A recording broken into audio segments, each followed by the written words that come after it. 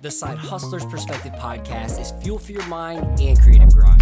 Each week, we break down the art of healthy hustling, getting out of your own way, and growing your creative business. All right, we are back with Side Hustlers Perspective Podcast Student Spotlight Special Part 2. We're going to kick this one off with Rita. Rita Skeeto, what's going on? How are you? I'm good, thank you. All right, tell us a little bit about, I'm doing great. You know, I live for these moments. Tell us a little bit about who you are, what you do, and most importantly, why should people care, Rita? All right, so I'm Rita Castro. I'm a storyteller, animator, and illustrator of Witchy Vibes, creating under the name Rasto. My art and writing focuses on motivation and mindset, immersed in storytelling and intriguing visuals. It's for those who want to bring their unique magic into this world by carving their own healthy, joyful, and successful creative path. My goal is to inspire them to become happy and healthy artists who never give up and contribute to the creative community. All right, so let's talk a little bit about Rita coming into the beginning of the year, into the boot camp, you know, is where we all, again, just to catch back up, is where we all originally all connected. You all converted over here to the spring 12-week program. Let's go back in time, hit rewind, and talk about Rita and her biggest struggles. You know, say about January. Where were you at then? Yeah, so January was really a moment where I was feeling like I really wanted to find a coach or invest in coaching, because for the longest time I've been doing my own thing by myself. But only like for the last 2 years, I started to pay attention to podcasts, to mindset, and to really try to learn more about myself. And I started to realize that there was a lot to figure out. And even though I was already figuring some things out, but I was reaching a point where I was still like a bit of a chicken with no head running around, because I was feeling like, I have the motivation. I just don't know where to put it. So like fallen from the heavens came the Q1, and I just felt like this was the right opportunity to get some help, and to also to meet people that were in the same situation as me, because for the longest time I could share it with my friends, but no, I didn't have the same kind of experience on someone else close to me.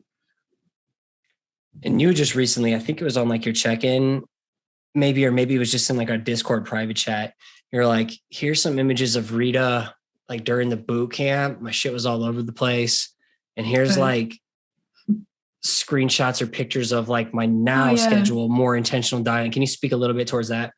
Yeah, so I had to look back at my calendar, and I saw like before bootcamp, there was like a list of goals for the month. And that list was literally like 10, 12 things I was trying to target at the same time, and actually almost no wins. And then at the moment I can look at my calendars and actually see only like 3 or 1 main focus, and then actually see a huge or a way bigger amount of wins and small things. Yeah. What do you think is the difference between why you're catching wins right now versus struggling to see progress before? It's the one thing. It's what I've been learning the most, is the simplifying. What kind of season are you in right now? Selfish simplifying. And there was there another S? And self-discovery. So those are my 3 in S. A season of selfishness and self-discovery and simplifying the process.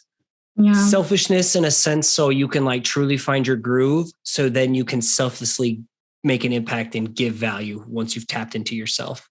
Yeah. Like one of the big things that we talked about in the beginning was, how do I expect people to connect more with my work if I'm not connecting as much as I could? Because for the longest time, I did either things without a concrete goal, or I did things for other people. And I wasn't letting my own voice come through enough. So that was a big change. So that comes with the selfishness and then the self-discovery, because the more I start to connect really with my work and the writing as well, which is something I was already feeling before bootcamp, that I really wanted to do it, but I was telling myself it wasn't important, or it wasn't a thing, that my thing was drawing, not writing, when actually they really come well together. And talk about the head games, beating yourself up for the 20% that you didn't do, instead of being kind to yourself about the 80% you did do. Yeah. So learning more about ourselves through the exercises and the talks and everything was really a big difference, because besides always feeling like I was trying to do everything at the same time, I was also falling, or I am just now learning to break this cycle where the fact that I'm not focused and not aware of how to do things the best way, I always ended up like overworking or overlooking the little wins I had, and always looking only at the parts where I felt like I was failing, like trying to look at the 20% that wasn't there yet, instead of the 80% that I already had managed to come to. And I would say, out of this program, you are like extremely hard on yourself. You're in that top tier out of the 10 people in here, of like so hard on yourself. And I say it all the time. It really parallels like me when I was at because you're how old again? 27. We'll turn 27. Yeah. I'm 26 and 3/4, and to be at that age and to already do what you're doing says a lot. But the fact, like, we've had a lot of like deep talks of, I'm basically moved, I'm by myself in a different country, working a job that you don't know if you're going to get another contract at, having money in a bank account back in Portugal, right? Where it's like a negative depreciating bank account, trying to figure out the money side of things, trying to figure out the health side of things, trying to be a master of all these things all at once. And that's where the season of selfishness came in. Like, so how do you approach simplifying things? How do you know when you're doing too much? How do you handle the overwhelm? Yeah, so that was a big thing. Realizing that I, not only on the side hustle, but also on every aspect of my life, I was trying to be on top of the game and everything, and having everything figured out already. And it was coming back to that sense of, you're enough, you're doing enough. And also, what is the one thing in each of them, which I didn't think before. So I started to look at all of my aspects, like the fitness, the finances, all of those things, as what is the one thing that I can do to simplify it, to make it easier, and to from there build up. Instead of building this whole big expectation and big control on everything that I wanted to do. So that really helped, because like the projects, now I can also say, okay, on this thing, this is the first thing. And starting with the first thing you can do really takes off a lot of stress and pressure. And it really helped a lot. I think it'd be cool to hear, like, what is your one thing in your creative pursuits? What is the one thing that you're working on in your fitness pursuits? What is the one thing you're working on from a nutrition pursuit? Like, just so people can see, like, wow, okay, I don't have to have it all figured out and do all these different things. I can just like dial it in one thing at a time, slowly scale it, get 1% better, then add the next thing. Yeah. So actually, finance-wise, I'm also simplifying. I had like 3 bank accounts. I had things in Portugal from when I lived there. So I thought it was time to face it, like, you're living here. So the best way, the easiest way is to focus on here. So that will be one thing, to stop the things in Portugal. So on the fitness, because of this mindset that I really want to improve myself, I built up such a morning routine that was so demanding. It had so many things that in the end, I couldn't do it anymore. So now I'm going back to just like exercising and stretching, which is very important for me. For how long? For how long? Until I figure like that minutes? I can have that. 15 minutes? It's 7 minutes. So 7 minutes. I stretch for kind of 7 minutes as well, 10 minutes. And then I do the workout for 7 minutes, and that's okay. It's enough to to start my day. And instead of aiming for 10,000 steps every day, now I'm aiming for 7,000 steps every day, or average. And then I will build from there.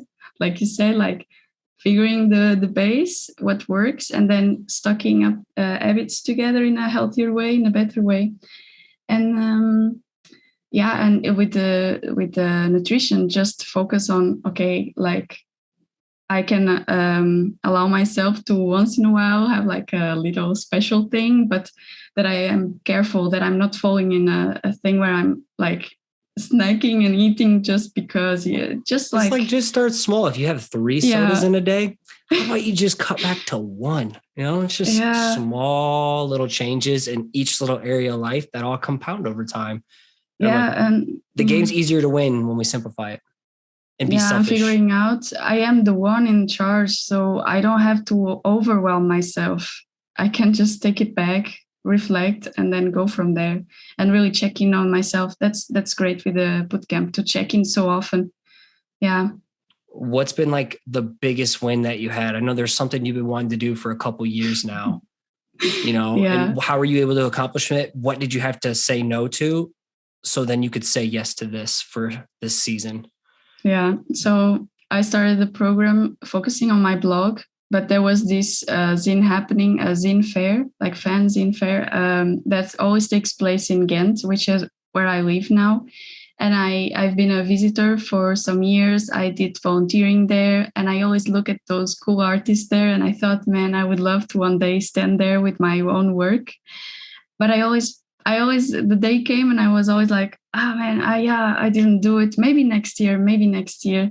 And so this year it was perfect that we were doing the program, because I actually could like share it with you, and you could feel how important it was. And it was really nice to be able to hear you saying that it's okay to pause the blog, which was the one thing, and focus on this thing, because this was important and it Instead was of happening trying to like now. balance multiple things at once and stress yourself out and give decent average effort in multiple lanes.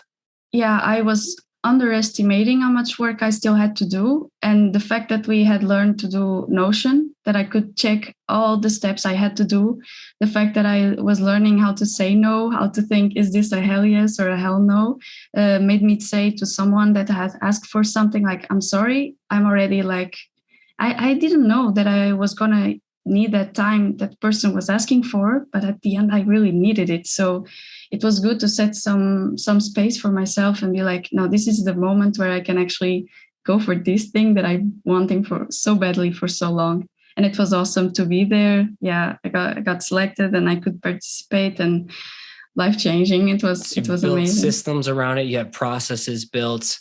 How much time things actually take 3 times longer than you actually expect. Yeah. And how to then shift and counterbalance priorities. During this season, this is actually going to be more important, so I can pump the brakes a little bit over here. And now that that's done, it's time to bring this bucket back. So what would you say is the biggest piece of advice you'd give to past Rita in January? That present Rita was like, this is what you needed to hear.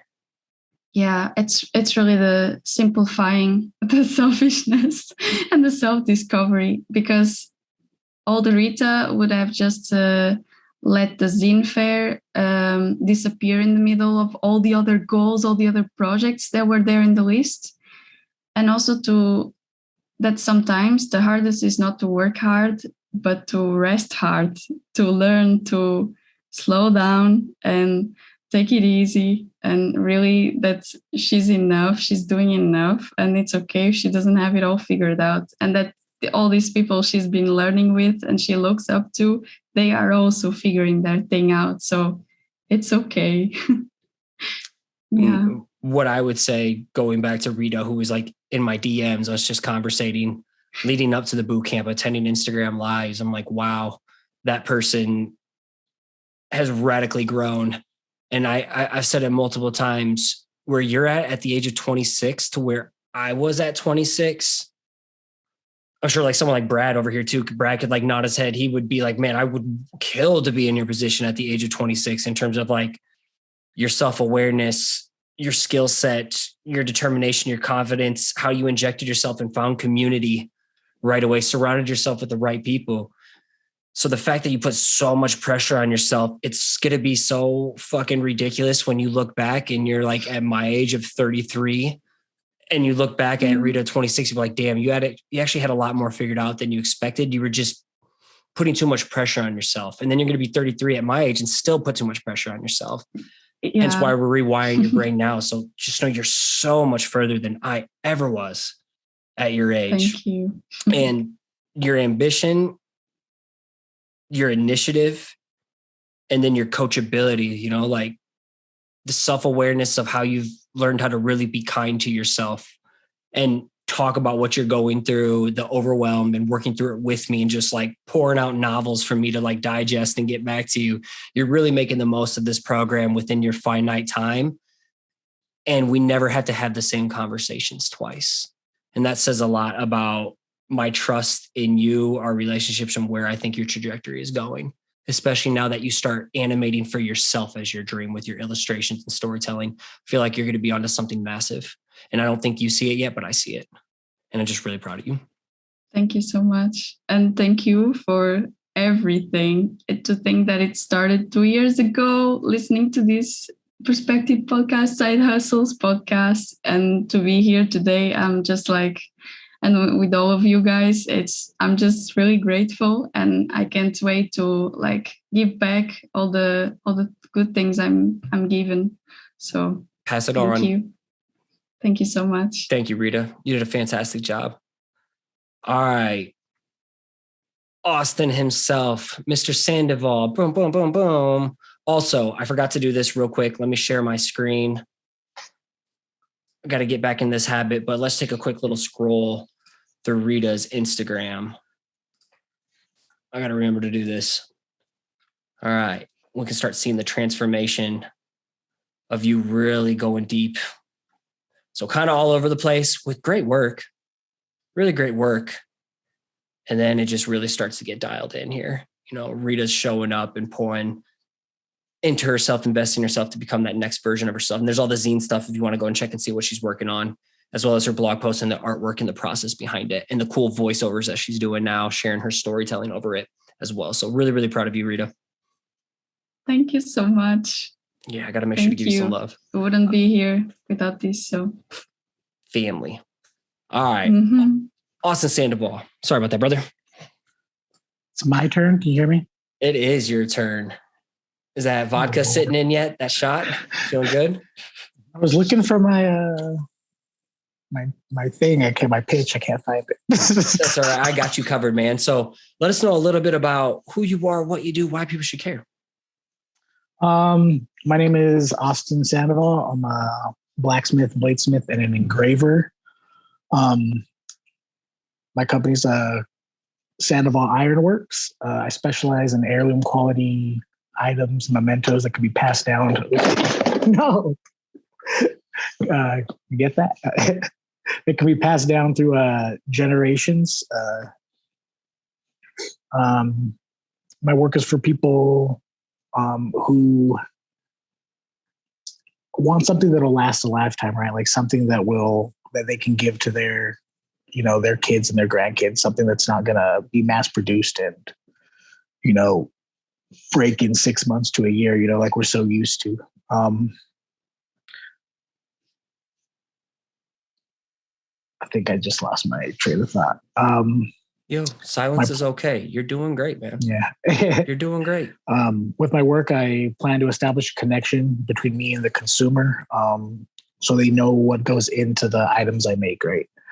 They can see the process between the piece of steel, like what it's made into, and like there's a disconnect between that when things are bought, right? We have this disconnect when things are made in a factory, like you just go to a store and pick it up, right? So with my items, I'm looking to establish, like they could see the process. And I think people really want to like see where their things come from. I think that's where we're at this time right now. Like same with like our food, right? People are really interested in where their food comes from. Same with their items, right? Like, so if you could see, like if you're buying, we'll say a knife from me, right? You can see the piece of steel it was made from, like the handle material that I picked, and like what you're getting and like where it was made. So I'm just trying to give a piece of myself to the people. So I would love to know a little bit to kind of the backstory, because you have a very inspiring backstory, man. You've been through some shit. You are the epitome of overcoming adversity within your work. And where were you at specifically, like maybe in the last couple of years, and then going into like the boot camp and 12-week program kind of earlier in 2022? Yes. I was feeling real stagnant, right? Like I was trying to, I think a lot of people go through this. They want motivation, or like to be a thing that is just there, right? It will work when we're motivated. And I was like really struggling with this. Like, oh, I'm not going to do that yet. I'm not motivated, like the motivation will come, but at a certain point, like you just have to get up and do it. Like you're never going to feel like doing it like 100% of the times. So I think just me learning that I just had to get up and just try to do something. Like I'm not always going to have the motivation, but I have to just get up and go after it if I want to make my dreams come true. So, what were some of the biggest struggles coming into like January then, when we first started linking up and your shit was just, all your wires were crossed, man? Yeah. I struggled a lot with like self-doubt, right? Like I remember like I just kind of like, we were having this questions in the boot camp, and you're like, and me just saying like, I don't think my stuff's good, like I don't think I'm ready, right? And I think a lot of creatives go through that, like, oh, I'm not ready, it's not good enough, it's not good enough. But at a certain point, you just have to like, pull the trigger and go for it. So I was doing a lot of like self like harmful talk, right? Just it's not good, I suck, I'm not worth it, like. And you came in like, don't be like that. You're too hard on yourself. Your stuff's good. And I was like, oh, you know what? Like, it's one thing when your friends and your parents tell you your things are good, right? Or your like spouse, your partner, you're supposed to say that, right? You guys know me, but it's nice to get that validation. And then when other people who don't know you and don't owe you anything come in and, they actually enjoy your work. So that helped a lot with the self-doubt. That I'm not a bullshitter, and I'm not just going to praise someone for absolute trash, because that's not serving anyone. Yeah, definitely. I know that's the next time, right? My time management. You get after me for my time management, because I've always been. You almost missed our first call because of poor time management. I'll never let you live that down. But it paints a picture of how far you've come. Is why I bring it up. Like I didn't plan anything. I didn't schedule anything. Like calendars, like were not a thing in my repertoire. Like it just wasn't. It was non-existent. Like, and for me to like actually use one now, like every day, like planning or getting appointments instead of sticking the sticker like in my visor in the truck or on my fridge. Like, oh yeah, I'll remember that's there. Like now, like when I get something, like it's in the calendar, right? And it's synced up to like the family. So my wife gets it. Like that's been just huge for me, just to be on the same page with my wife. Like she can, cause she's always been, that's her brain. She's really analytical and she plans everything out. Everything's in the calendar. Me, I'm just fly by the seat of my pants kind of guy. Right. So, that's been a game changer for me. And then like my lack of direction was, I didn't know. I kept jumping from one thing to another. I feel like I don't know if that's like my ADHD or what. I would start one thing, then, get about 80% of the way done and then jump to something else. It was this fear of, I don't even know what you would call it. Like, it was just the fear of completing it. That it wasn't going to be good enough. So I just, why finish it? Right. Like, or my brain would shut off. This isn't fun anymore. Let me go to something else. And sometimes I'd come back to it, but it might be 6 months, a year, 2 years down the road. So just getting that direction down and pushing myself through, right? Because it's easy. I feel like a lot of people give up when they're 80, 90% of the way there, right?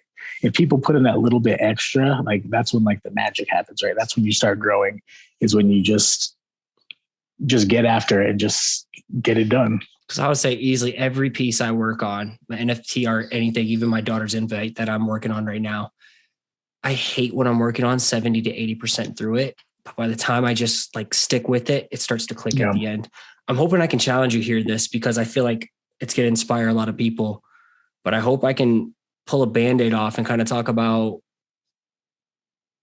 from mental health standpoint, where you were the last couple of years, you know, depressed, lost. Oh yeah. I hope you can share a little bit about that. Yeah, no, and then can you speak about this. When did you get fed the fuck up and start the boot camp? You know, right. like I'm gonna. what was the area? Like, we're gonna go back into time, everyone. Bear with. Because we've had a lot of conversations on the side. I'm like, I don't think many people know this, and I like to me, this is a chance to fucking champ through it. So, I had my daughter when I was in high school, right? So I felt like I had to be the best dad I could possibly be, right? So I kind of put my dreams, got a job, like I got to raise because I had my dad wasn't really in my life. So that was one thing that was important to me was to be a good father. And then we didn't end up, I'm still with my high school sweetheart. I've been with my wife for almost 20 years. So she's a beast. She deserves a round of applause. Yeah, she's dope for everything she does. So, yeah. So at 25, like, we're like, you know what? Like, she just finished, she finished college and she was ready. We were ready to have another kid. So, like, when my son was born, like, nothing indicated like things were going to be. And then when he was born, he has a heart complication. So one of he has a double outlet right ventricle. So he has 2 inlets to his right ventricle. Like, it doesn't go into each chamber. So he had some holes in his heart also. And they couldn't, everything was fine because when the baby's in the womb, they're getting everything through the umbilical cord, right? But when he was born, these holes, there's a hole that closes up within the first 24 hours. So when we were going to sleep that night, the nurses were watching him. They woke us up in the middle of the night. He gets flown to the hospital. He's turning blue, turning purple, right? And we're freaking out. So during this first month, going through all this, he also arrests. So he arrests for 20 minutes. He's brain dead for 20 minutes, right? He has no oxygen going to his brain. So they finally bring him back. And then we think that's what caused his autism. So he has he had heart surgery within the first year of his life. He's autistic. They told us he wasn't going to make it. So just from that, I want to slowly, just bearing that on my shoulders, just keeping it all in, staying strong for the family. It slowly just started to wear on me. And by the time I remember, by the time I was 28, I used to have I wasn't a very anxious person. I loved to go out and I just started staying home all the time. Didn't want to do nothing. Right. I was real irritable, real short of temper. And that just slowly started to wear on me and my marriage. I started to a lot of negative self-talk. And then through that, I ended up, I'm a habitual self-sabotager, right? When things go bad. So I got a message from a girl and then I was talking to this girl, nothing, I wasn't saying anything, but I was trying to help her through her problems, but she was saying all kinds of things, she shouldn't be saying to a married man. And I wasn't checking her, right? I wasn't putting her in her place. And my wife ended up seeing this and she was pissed and hurt, right? And I was disappointed in myself, right? I knew what I was doing. I wasn't saying anything to this girl, I wanted anything to do with her, but she was saying things to me and I didn't check that. So ended up working it out with my wife after a while, but just talking to her and knowing how bad she hurt from that, gutted me, right? We've been through so much and I knew it's on me, right? I was looking for an out, oh, she's too good for me. I didn't know what I wanted to do, right? I quit my job 4 years ago to stay with my son. He was autistic, to be there for him because she was really busy. She was making good money. And I was that stay at home, husband, keeping house and, taking care of things when they needed to. And then I just slowly started to get being depressed from that. And then I started to get more depressed, and I didn't know what to do. I didn't know how to find a way out. Right. And then after this all happened, I remember I've been following Scotty for, I swear, like at least 8 years, at least. Like since like you were into like lettering, like when you were doing all like a lot of lettering and stuff. And I was really into typography for a minute. So that's when I started like following you. And then I like remember seeing like your name changed. It's like, okay, you know, like I never unfollow anybody. It's like, oh, Scotty's so cool. So then I remember like this boot camp came up and I was like, you know what? Like everyone gets, you know, like if you join a sport, you have a coach, right? Like if you want to get better, you hire a coach, right? So I talked to my wife about this, you know, and she was like, yeah, go for it. Like she's always like been super supportive of me. Like, so this was a way for me to like kind of like get a little like a kick in the ass to get going, right? Something because I didn't know what to do. Like I was you had a fed up spinning my wheels. Yeah, I was just support. Like, if you could, what are like the top 3 things then that you've radically improved in from being fed up, this crazy ass story, championing the shit that you've gone through, knowing what those 3 struggles were, what are those 3 areas that you've radically improved in? Like my time management has been like a lot better. Like I plan my day of attack the day before, you know, I still have days where I slip, where you don't do it, like as anyone will. Right. But you know, like you say, like 1% better, right? Like you just I always feel like I have to do so much every day or it's not enough. So if I can just check one thing off that list, right, every day, then like we're making progress. So scheduling and planning my next days, less self-doubt and self-talk, like negative talk. I've been doing a lot better on that. I talk with my wife about things instead of like keeping it all in. Because like if you don't tell anyone, like how are they supposed to know? Like, you know, like if you don't share these things with someone, then you're just suffering in silence. So that's been like huge for me. Also knowing I need like a group like we have here. Right? I didn't realize I needed people to feed off. Like I need that. Like I'll go crazy if I'm by myself, especially because I'm in my shop doing my own thing. Like I'll go crazy. Like I didn't know I needed that. So just knowing I need a group of people like this to keep me motivated and moving forward has been a game changer. What's one piece of advice you give to Austin in January 2022? Don't be so hard on yourself. You know, yeah, like don't be so hard on yourself, but at the same time, you're the only person who can make your dreams come true, right? You're the only person who can get you to that next level. Like you have to put in the work, like take time to recover and recuperate, but keep moving forward. Don't just stop and be stagnant and don't let life drag you down. You have to get up and keep moving forward. You know, if you rest, you rust. Goosebumps. This is the kind of shit you should be doing voiceovers of you like banging out steel. Yeah. Like that is another level right there that we've been waiting to see.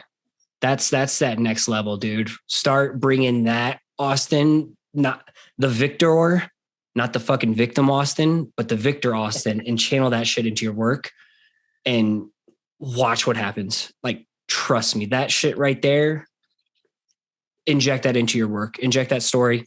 The next level is happening because you were a hobbyist when we first talked and you would admit it. And I have been, it's that fear.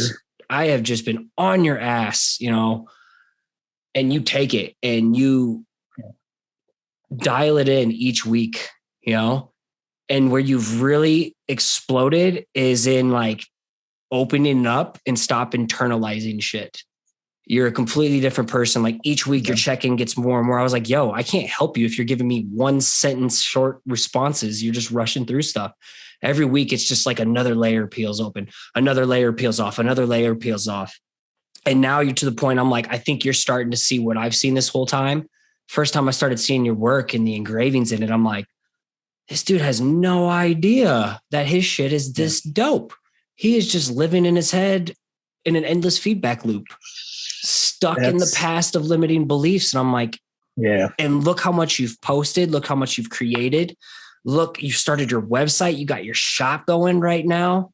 I'm waiting to buy my first piece, and then each week it's like, hey, something happened over here. It's kind of getting me down, but I know I can pivot and then work over here with engraving or working on this.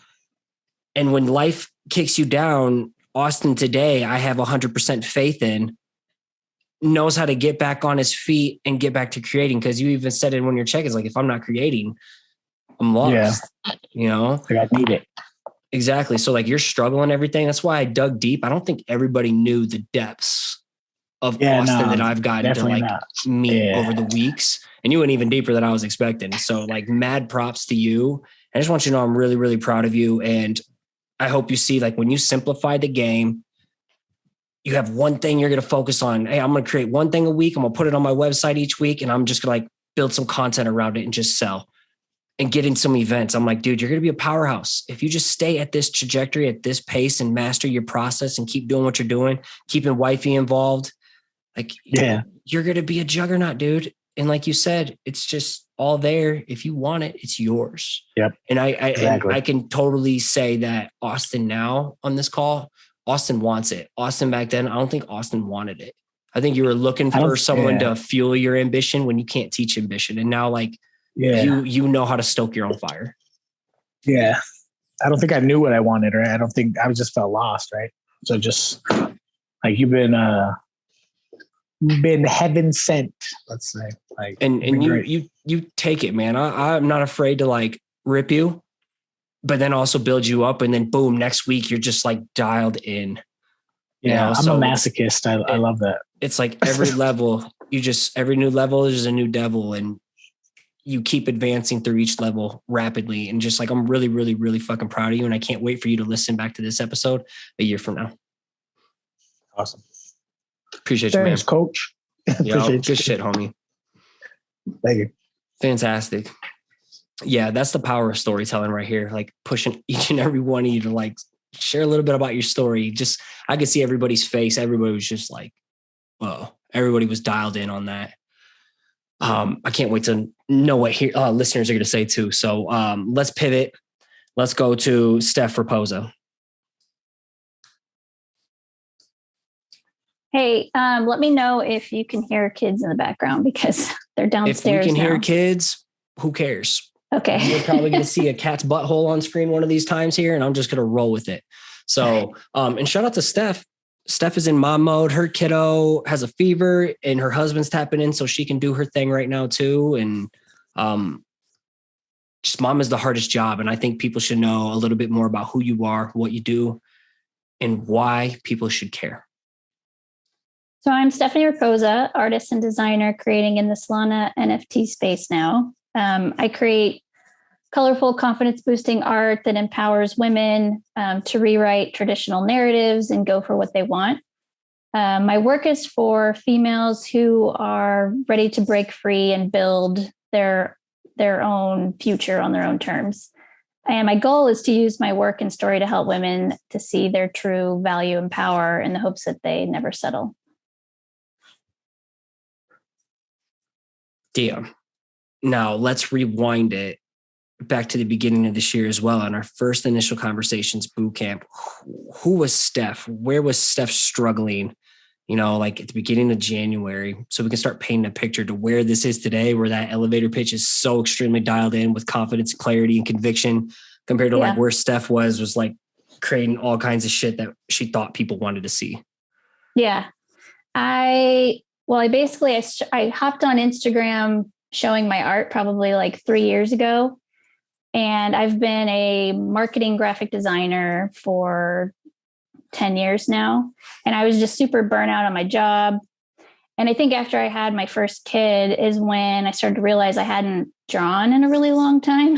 So I started to create for myself at first. Then I started to get into like doing commissions. I was doing like sports. I was doing different like logos and different players. And then I was doing like animals. I was basically just trying everything out. And I did that for several years, probably like 3 years. And then and during each year, I was constantly complaining about my job. I mean, at one point I was like, I thought to myself, my friends must be so sick and tired of hearing me complain about my job. Because every year I was like, I want to be an artist, but I'm stuck in this 40+ hour, a week job.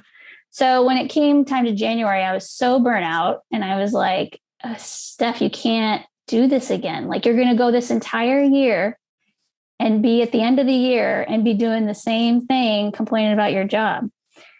So I thought, all right, well, what's the next step? I'm lost. I'm creating all this different stuff. I don't know what I want to do. And so I've followed you for a couple of years, been listening to your podcast.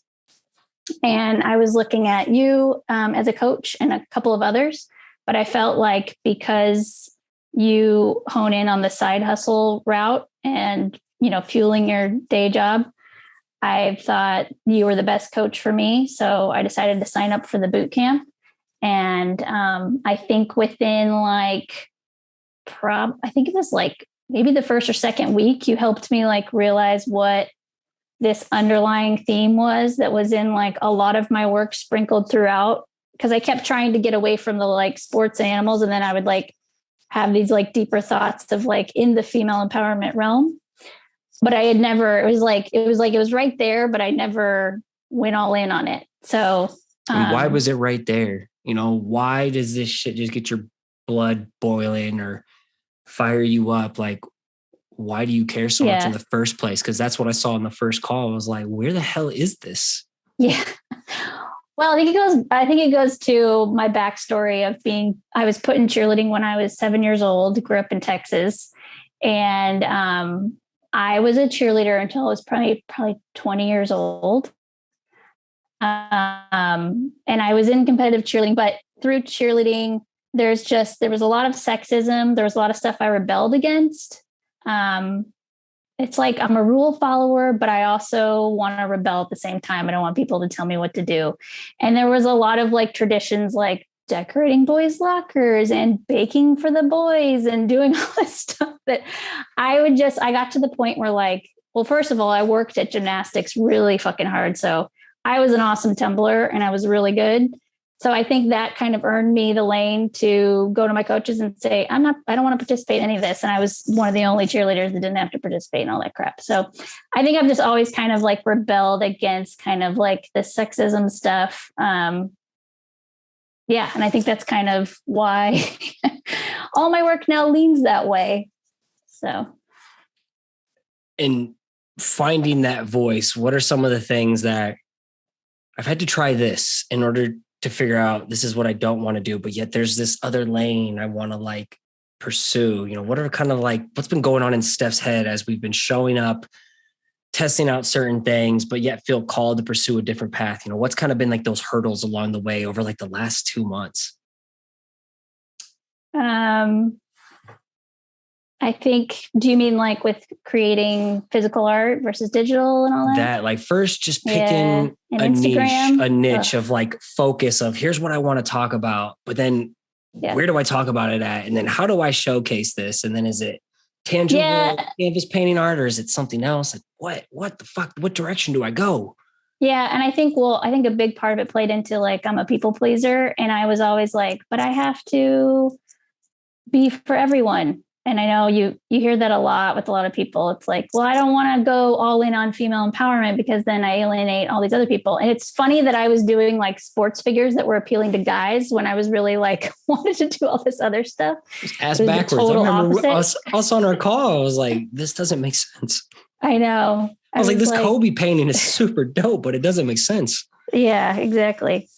So that, and then also I had been doing Instagram for so many years. And I got to the point where there'd be days when I was so scatterbrained that I'd be well, I'm just going to do this painting because it'll look cool for Instagram or look cool for a reel. But nothing was focused towards a big picture goal. It was just, kind of random for what I could create that day. And so once we kind of picked the lane of hey, female empowerment, I got a project that I'm going to focus on.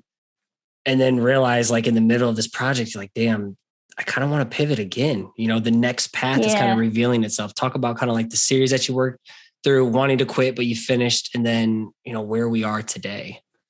Yeah, I was doing large scale paintings and I thought that was the direction I wanted to go. But at the same time, in the background, I was getting into, my husband and I were getting into crypto and NFTs. So I was listening to like Gary Vee, like NFT for newbies, NFT now. Like I was listening to all these other podcasts and like learning. And then I was like, damn, I really want to, because what's funny is like for my physical paintings, I would always do digital first because I hated going to the canvas and not knowing what it was going to look like. That's just something, maybe it's type A personality, whatever, but I would go to Procreate first. I would fully draw it out of what it would look like, paint it and everything digital. And then I would go to canvas. So I think at one point you were like, so why are you going to the physical?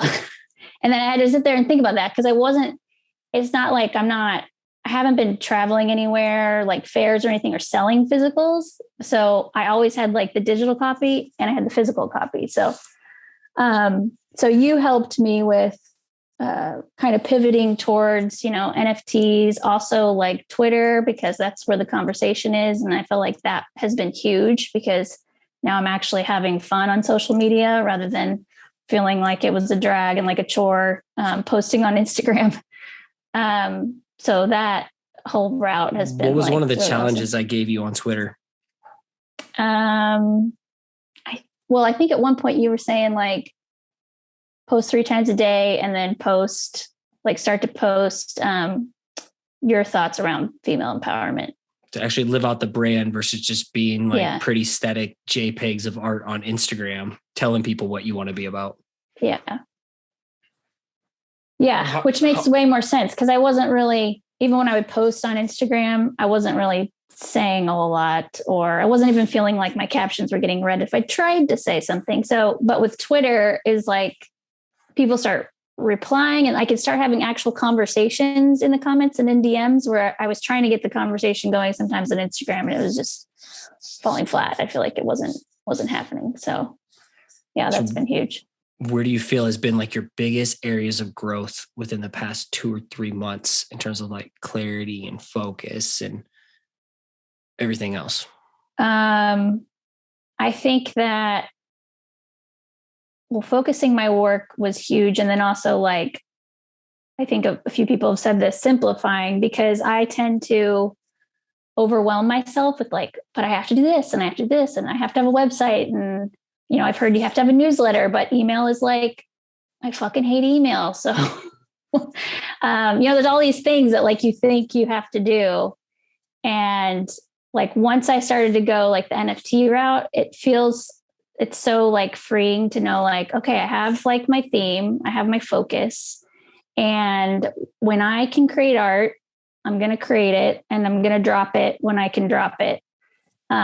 And I'm not going to sit here and like, oh, I have to create this. And then I have to like go get it photographed and have prints done. And I was trying to do Etsy, I was trying to do website, like all these different things. So I'm just like, I cut all that out and it's helped tremendously. Because it's truly, we talk about the secret sauce and where I've seen it all start coming together is like you and your husband are really getting into the Web3 crypto. We're both doing step in, move to earn, getting paid to freaking walk, yes. And like all these interests and investing. And now it's all overlapping with your artwork and your voice and your message and your style. And it's all just your interests, your passions, your beliefs, literally your secret sauce is coming to play within a new world of opportunity. And I feel like Steph now is having fun. Yeah, it's a lot more fun. Yeah, I mean, I can't even tell. I can't even express how much I dreaded posting for Instagram and then being so focused on the likes and comments and everything. Like, it was just unhealthy, my relationship with that. So it's good to get away. And with Twitter, I just, when I think of something at the moment, I post it, whether it gets likes or not, whatever, because the next conversation will come and I'll be tweeting about that. And being in Solana groups in the DMs has been huge, like getting to know other artists. I feel I couldn't even get to know other artists on Instagram. I mean, I've actually reached out to other artists on Instagram and I've asked about their process or something. And some of them have seemed kind of like hidden, like they don't want to tell me their process. But on with like the Solana artists, I feel like everybody's so open and they're just, it's like, oh, I'm in a chat with some of the biggest creators right now, and they're just having a normal chat. they're talking about this morning about like, maybe we should create a space to like help some of the newbies out. And I'm like, oh my gosh, yes, please. Like, that would be awesome. You know, they're just so willing to help. Yeah. What would you say is your biggest piece of advice you'd give to Steph at the beginning of this year, who was creating everything she thought people wanted to see versus truly listening to herself? Yeah, I would say the biggest stressor that you shouldn't put on yourself is the pressure to monetize. I think I was just so focused on getting out of my day job and making money off art to get out of my day job that I didn't think there was like other possibilities to like free up my time. Like now I've stepped back and I've become a freelancer and do like 20 hours a week rather than like a 40-hour week job. Like there's other ways that you can go rather than putting so much pressure on yourself, because I feel like you've got to have that time to play around and explore to even figure out what you want to do. And I think I was just, I was too focused on monetizing from the start. And it's funny when you let go of the pressure of monetizing, all of a sudden a path shows up. Right. Yeah. It's like when you don't think it will, then it does. It's like, let me let go of the pressure and actually pursue something that I love, that I'm interested in. Yeah. That I enjoy, and watch what happens, and your husband's involved in it too. And you're just like striking gold at a time where like things are really taking off. And that would be the coolest thing I've seen for you, is letting go of all that pressure, listening to your own voice, the inner voice of reason versus the inner critic who's trying to tell you have to monetize. You got to create for this type of crowd. I really want to go deeper. I feel like I have something important to say. I have an incredible story. You've always been the person to step up for other people who maybe didn't have a voice or didn't have the strength or courage within the female realms, like your secret sauce story. I was like, wow. Yeah. Standing up to bullies, standing up for other people, standing up for yourself in a corporate world. I'm like, there's something here. Use Twitter as your playground. And every week it's like you step into it more. And it's just been a trip to see this evolution. And I'm just incredibly proud that I get to own your first on-chain piece. So if you can real quick, tell people about your current NFT collection that you're going in before we pivot. And I want to like just shower and just say, I'm really fucking proud to see you go all in and combine all your different styles, your voice, your message, your story into this beautiful collection that you're building that you're pretty stoked about. Yeah. And thank you so much for collecting my first piece. It's a Powerful Females collection. And so it'll be at a minimum of 10 is what I'll be working on now. So I'm on the second piece right now. The first one was Gloria Steinem, who was a big time feminist, started around in the 60s with the feminist movement then. But so I'll be working on them. I'm trying to drop like every 2 weeks, but sometimes I've got more day job responsibilities than I'd like. So with each piece, I'm kind of I'm trying to mesh these different styles. So I'm bringing in like the realism of the actual portrait, and then bringing in some other items that relate to the woman's life, but in a surreal kind of way. So like this next one, I'm working on Dolly Parton, but like half of her face is like breaking off into like music notes. So I'm doing, some of that. And then finally, what are you doing with the profits? 20%. So each one, 20% will go to a charity that's related to the woman. So like Gloria Steinem, she founded the like MS Women Foundation. So I did 20% towards that one. And then with Dolly, I'll pick one. And so each one will be like a different foundation. Making an impact with your work, doing the work you love, and empowering the people you care about the most. That's the creative dream. And I feel like you're just on the surface of what this is going to explode into. So it's been a pleasure to get to see you like evolve, and truly come into your own lane. So thank you. Very, very, very proud of you. Thank you. Thank you so much for everything you've done. You're like always there, like text messages. I feel like sometimes I contact you in Discord, DM, Twitter, text message, email, like I hit them all in like one day, and I don't know how, but you're in every single spot all day long. Crypto Jesus. So No, Yeah, so thank you. I try to be there for y'all as soon as I can. But awesome. Let's pivot now to Brad Stone King. Hello. What's going on, dude? Let us know a little bit about who you are, what you do. Why should people care? They shouldn't. No. Hi, my name is Brad Stone King. I have been called a lot of things on my 42 years on this planet, but only a handful are actually true.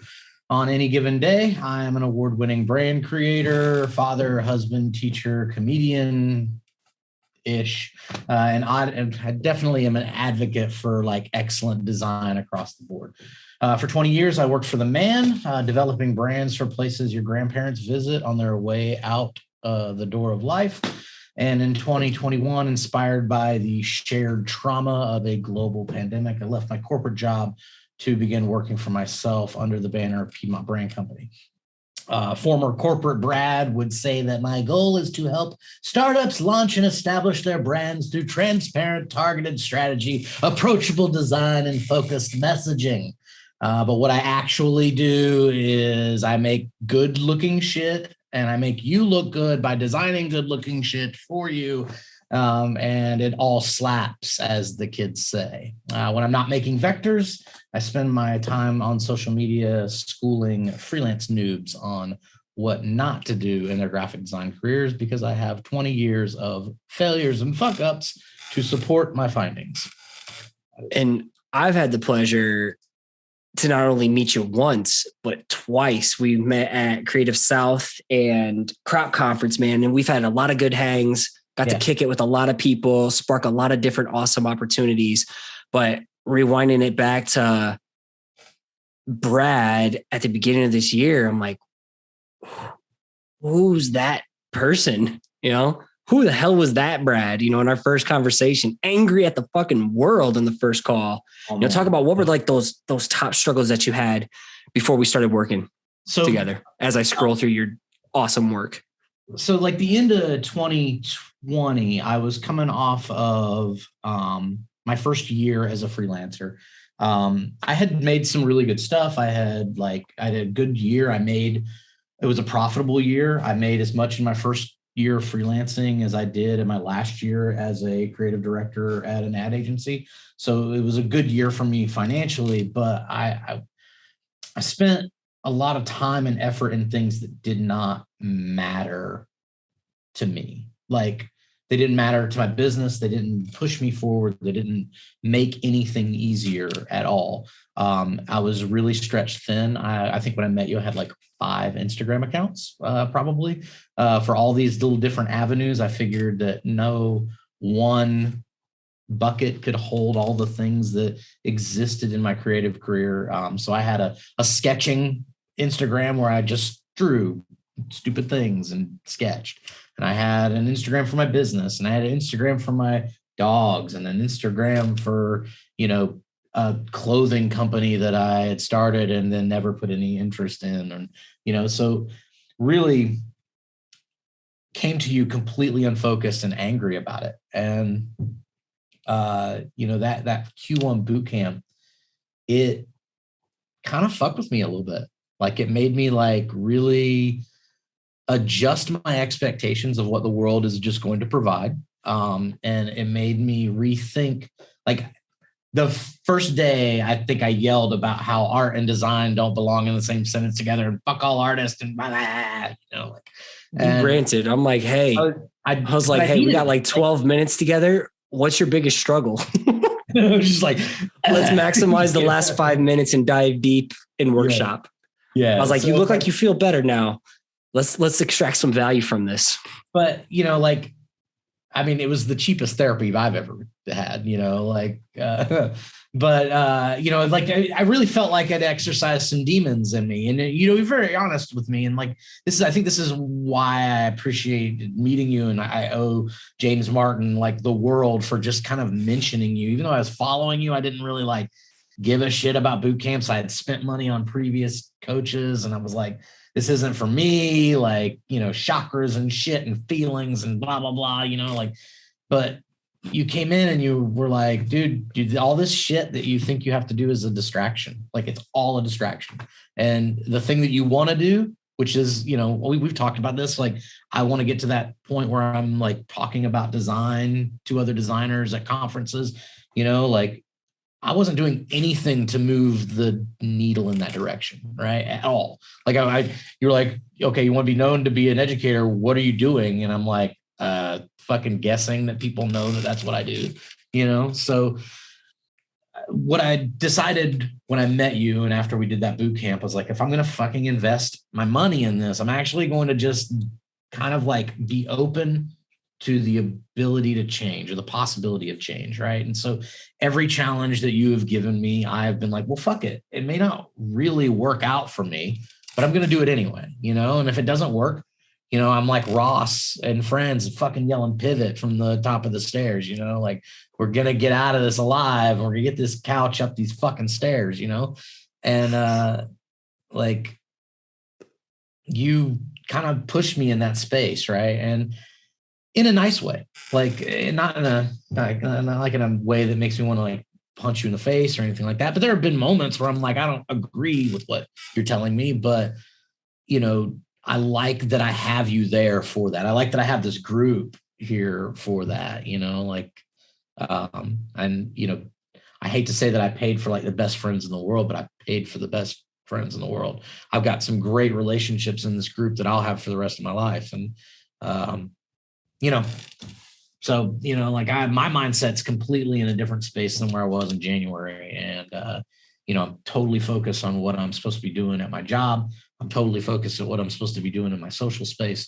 It's already paying fucking dividends in terms of like the exposure that has come with being in this group, the exposure that has come with like focusing down on who I am, at least in the in a social space, like big wins have come out of it. And I definitely have you to thank for that. So I would say your biggest secret weapon that I've seen just really start flexing and thriving with is saying no.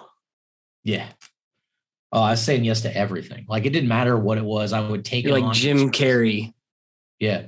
What was that movie? Like say yes to everything. You had to say yes to everything. Oh yeah, the yes man. Yes man. There you go. Like I was literally living that life. Like and I thought I had to because that was how creative businesses were run, right? And if I couldn't do it, I would find somebody and then like pretend that I did it so that I still got paid and then funneled it through, and I'm not building myself up by doing that. And I'm not building anybody else up by doing that, So even how I kind of handle work like that going forward has changed, What is something you said no to that you would have normally said yes to? Oh, I've just recently, like last week, I had somebody who was like, hey, I know it's like Thursday, but I'm going to London on Monday and I need to have this like brochure designed. And, can you help me like get it sourced and printed? And I'm like, it's like 3 days. Even if I wanted to say yes because of whatever money, I'm saying no because it's just no. The reality is I could have probably said, I'll give it to you in a week. But just saying no, was enough, and they haven't gotten back to me with new things, but that's okay.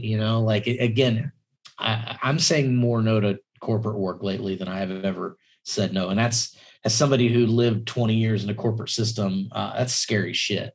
My bread and butter has been, boring ass design for 20 years. And so saying no to it because even though it pays the bills, in order to work harder towards something that maybe doesn't pay more, but is in the wheelhouse of where I want to be over the next 10 years is far worth it for me. What are some of the massive wins you've had because you've said yes to things that serve you, that Brad wants to do, that the future version of Brad can take shape because you're saying yes to this now? What are some massive things that have happened? Because you've had some seriously massive wins in the last 2 months. I feel like it's kind of hard to pinpoint what the big one was, but I've been invited on some podcasts that are going to be recording over the next couple of months, which is, that is a stepping stone for me in order to get the voice out there, and so people have that, oh, he can actually talk about what it is that we do here, right? So those kinds of wins, I've got some good collaborations. I have some like really major players, I'm not going to name drop anybody, but I'll name drop it if you don't. I'm setting you up for a fucking grand slam to flex, man. Okay, so I'm going to be collaborating on hopefully some pieces here soon with Say Adams of basically Def Jam Records, fame, and he's fucking rad and just because you said yes to invest in yourself, to go to the conference scene, to get around the people you want to be around. Yeah, and everybody fucking adopted Brad immediately. It was like, so, oh, hey, everybody, here's Brad. In Creative South, I met a lot of people, and I was like, oh, these people are really cool. I hope they remember who I am next year, And then I went to Crop, and like a lot of them were already there, and it was just like walking into like a family reunion. Like I immediately knew these people, and like they just took me under their wing, and like little jokes that I made in Creative South made their way into Crop, and like it's been awesome. Like Dawson, what do you get to do next year? I hope I don't get in trouble for saying this, but Dawson has asked me to speak at Crop next year.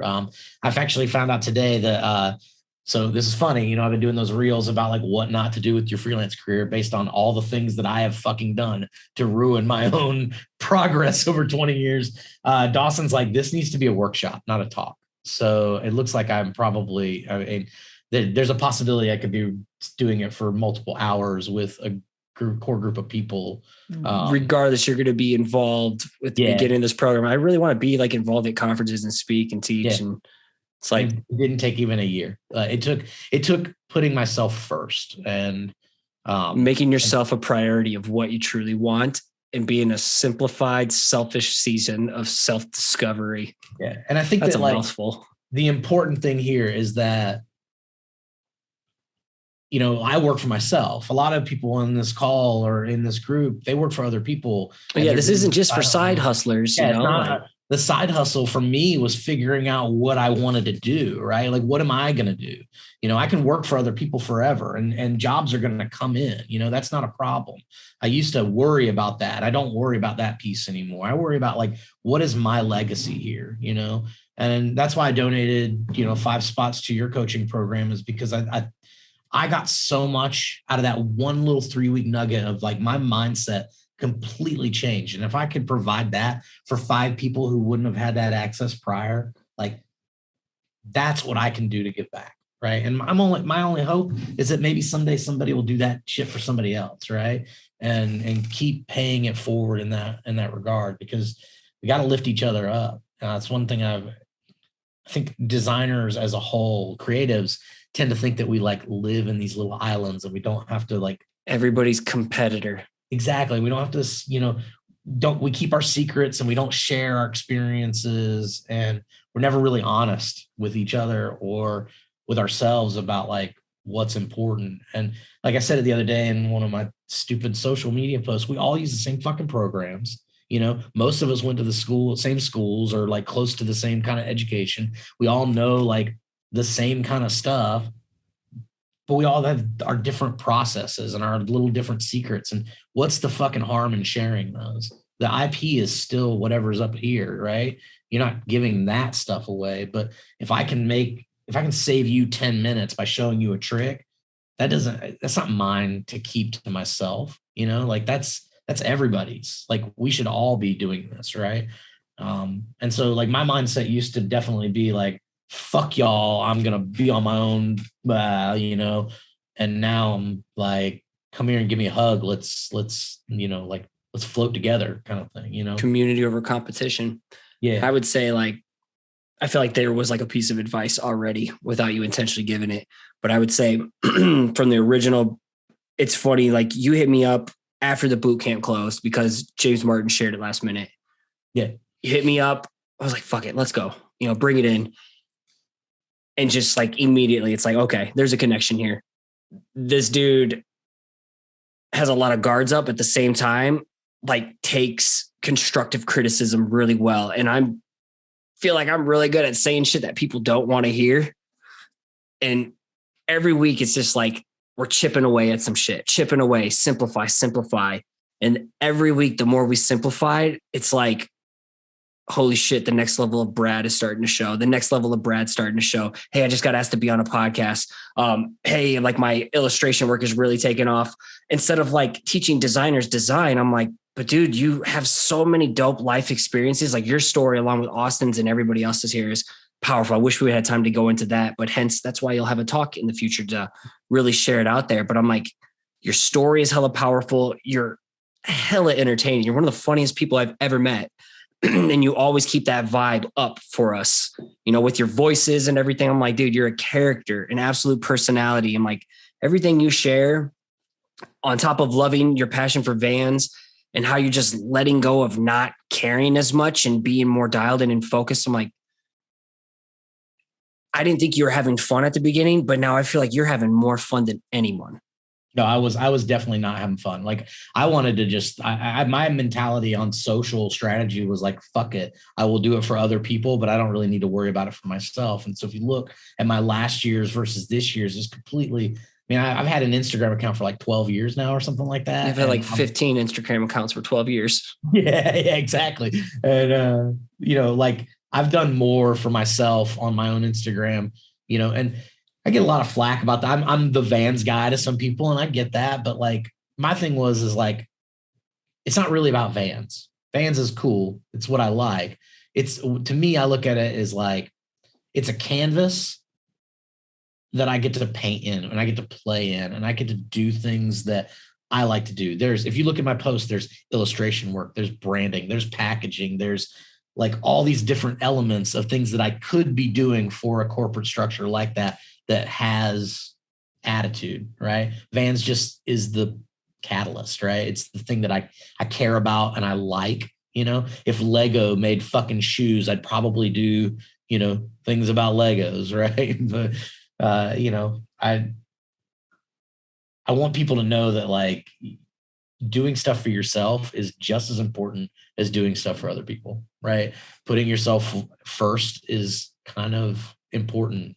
Especially if you are trying to do something for yourself, you know, nobody's going to do it for you. Nobody was going to put me on a stage talking about design. Nobody was going to put me in a workshop talking about design. I had to do that shit for myself, you know, like, so I don't know. No, man, that's everything. I mean, living proof of having fun, betting big on yourself, investing in yourself, and investing in other people. Like you're the full package, everything you want. That's what my wife said. Does. You're the full package. She didn't say that shit at all. She's going to read this and she's going to see this later and be like, you're a goddamn liar. Oh, I love you, brother. I appreciate it so much. Yeah, and thanks for giving me a shot. And it's just been incredible to see. This isn't it. And I know we only have 3 weeks left in the year, but this is not the end. Like I'm a lifelong pizza boy, as they say. And I'm going to be, that was the stupidest shit. I'll keep serving up slices to you, man. Well, I appreciate it. And Minerva, you were up next, last but not least. Can you hear me? I can. What's going on, Minerva? Let us know a little bit about who you are, what you do, why people should care. Of course. My name is Minerva. I'm a writer, designer, and illustrator. Most of my work is nature inspired, and I create with intention of helping myself and others. All of the pieces that I create come from me writing notes to myself. And my hope is that those notes and thoughts behind each piece can help anyone else who's struggling or going through some burnout or just not feeling okay that day. So Minerva and I go back to, fall 2021, right? Yeah. Like we had jumped on a call to like see if the fall 2021 program was a good fit. It just wasn't good timing. You have a lot on your plate. You take care of a lot of people and, you know, you have a lot of responsibilities. But we had a really good conversation. We stayed in touch.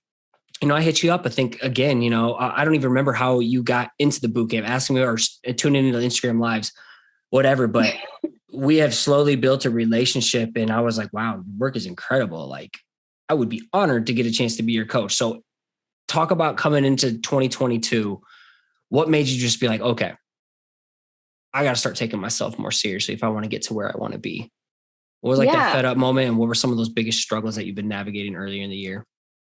Yeah, well, I obviously contacted you earlier on in 2021, and going into 2022, I think it might have been through the podcast or some Instagram live that I heard about the boot camp, and I figured it was worth a shot and that I shouldn't overthink it. But I applied last minute, like I did last time, and I always consecutively applied last minute because I had a lot of self-doubt and I was overthinking myself, and I just wasn't sure if it was right for me. But obviously you made it clear, and I found a lot of confidence coming into this year. I feel like earlier on throughout 2020 to the beginning of the year, I had a voice, but it was very hidden, and I just didn't know who I was exactly. And this year it's been a lot of like focusing on being open with myself and showing my true self to others online, especially. I feel like I used to draw a lot for myself and I wouldn't write anything else. I do tend to write a lot. One of my dreams as a kid was to be a writer. So to actually pursue that this year has been an amazing chance. And it was something I should have done years ago, but I just started doing it. It's an amazing experience to like give myself the dreams and the hopes and a chance that I once had that were like squashed when I was a kid. And now it's like, I get to do it again. And not only do I get to draw, but I get to embrace who I've become and help others and have conversations with other people online through everything that I create. And it's an amazing experience. And I would say like the Minerva, I knew you were creating for algorithms. You were creating in a weekly feed that would just get pushed down to the bottom. And, you know, like I got to just stay up to date and create for a platform that I don't own. Yeah, exactly. It was just creating because it was fun, but it was also without any full intention out of there. So very big difference. We'll talk about that intention. You know, how have we been able to, over the last couple months, you know, really tap into the secret sauce of Minerva versus the Minerva who is creating for Instagram. I'm just an illustrator, but like, here's the new levels of Minerva as the writer, Minerva who has like something to say, Minerva who wants to make an impact, Minerva who has a lot of internal shit to navigate as well. Cause you used to be Minerva who was hiding. I'm like, you don't hide anymore. Yeah.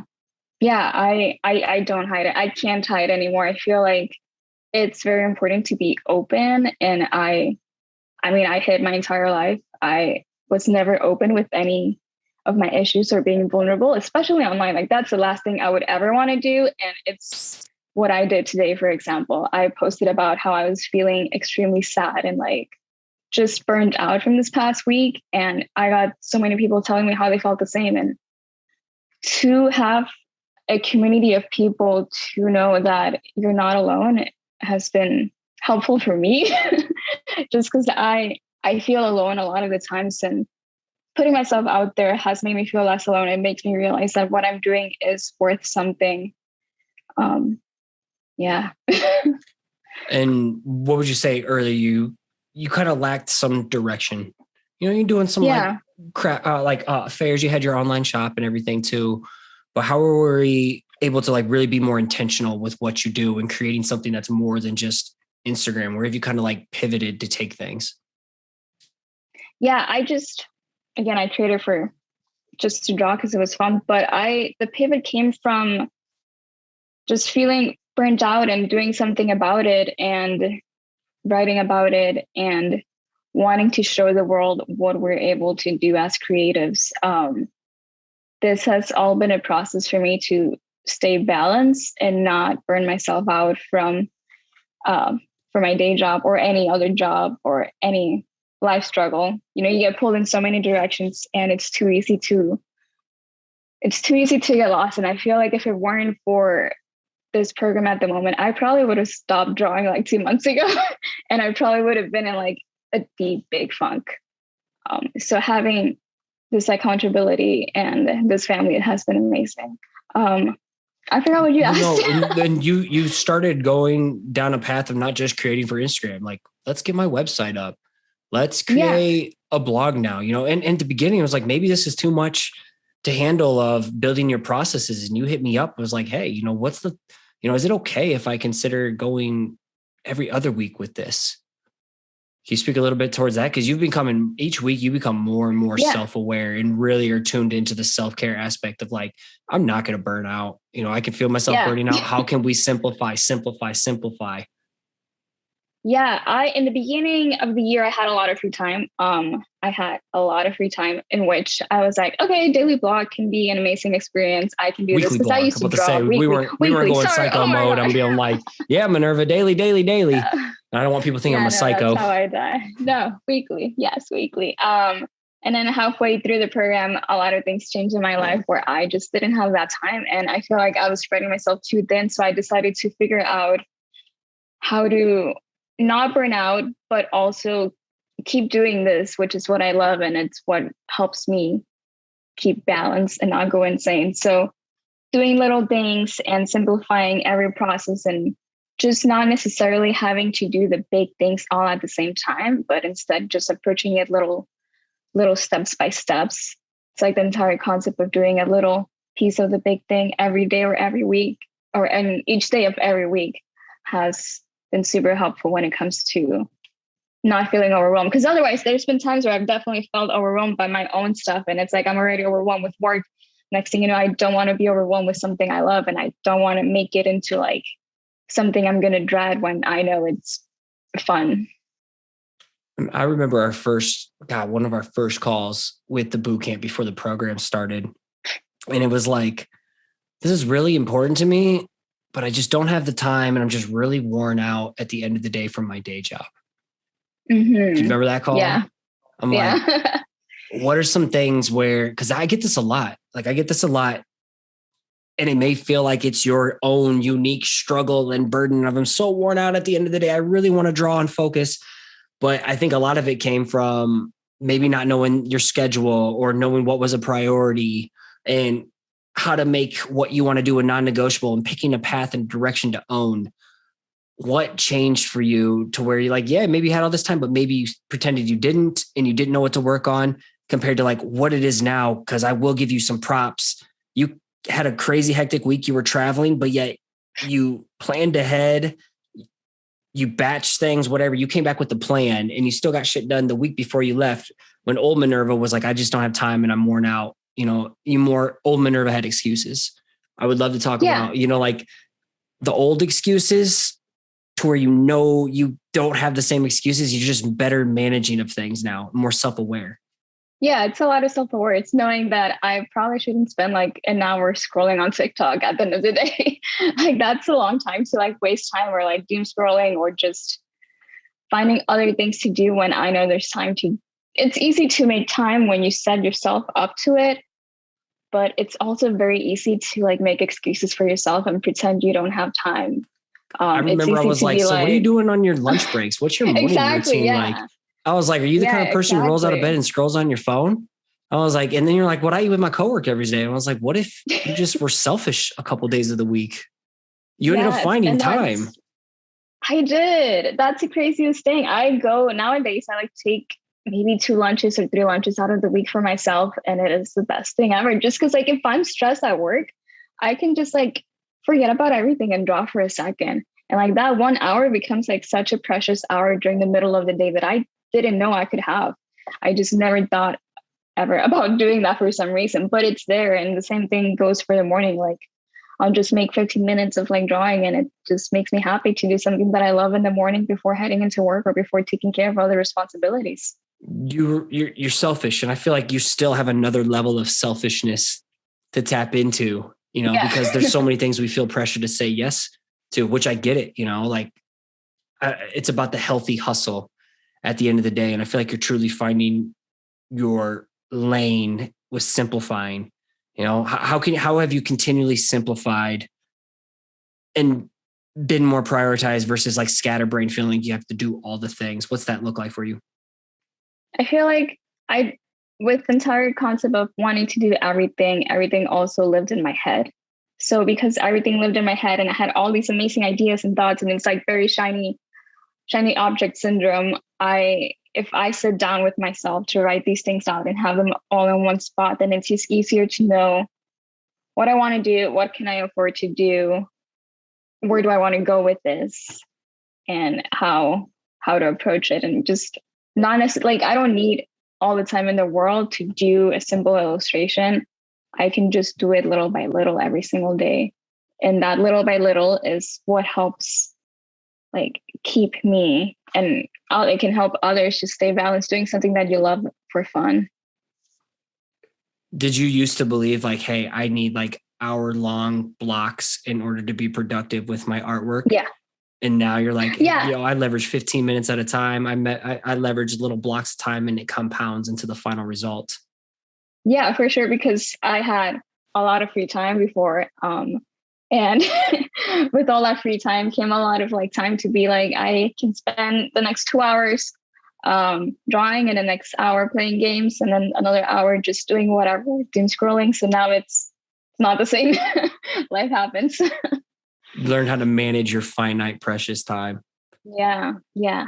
And so what are you doing now in terms of what's your like macro thing that you're focusing on? And then how do you have micro things that support it, just so people can be like, oh, wow, she's doing this every other week outside of a day job, relationships, etc.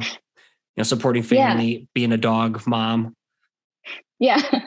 The main macro at the moment is to just basically my blog with my art. It's to show my thoughts in the blog format that go through my mind whenever I draw, because I used to write a lot to myself and I never showed that. And each piece is created with a specific intention for myself. So to actually put that in there and supplemented by showcasing poetry, for example. I used to write a lot of poetry for myself since like 2013. And that's something that I am starting to showcase little by little through my post, not just illustrations, but also just showing just simple text, whether it's kind of like those Twitter posts or also just showing in progress shots. For some reason, I don't know why I was always scared of showing like work in progress, like drafts or like sketches. Like if it's not finished and perfect, I didn't want to share it. And now I'm like embracing the fact that, it's kind of fun to show how things shift and how one beginning of the piece will be completely different, and just share that with the people. It's pretty cool. What's one piece of advice you'd give back to past Minerva at the beginning of this year? I think the main piece of advice would be to just not give up and make room for myself. I feel like I got too lost at some point in this past couple of months. And if it weren't for me making room for myself, I know that I would just go back into being in a funk. And being in a funk would mean like not drawing for 3 months straight. And that's an unhealthy state of mind that goes and just ruins everything for me. But yeah, to just keep going on, make room for yourself, do what you love on the side, no matter what it is. If it's playing with clay, it's playing an instrument, just doing something that will truly lift you up, even if it's for 15 minutes a day, it will really balance you out at the end of the day, and it'll help you just keep pushing through each day. And I would say the Minerva that I originally talked to, last fall, 2021, kind of all over the place, hella talented, creating for an algorithm. So glad that we kept in touch, and so glad your procrastinating last minute side allowed us to connect and actually go deep and work together. Yeah. Because you were hiding. Yeah. You wanted to be a writer, have all this poetry. I'm just going to hide behind my artwork and maybe make a little caption. And I'm like, yeah, exactly. Your biggest area of growth is your self-awareness. You're really dialed in.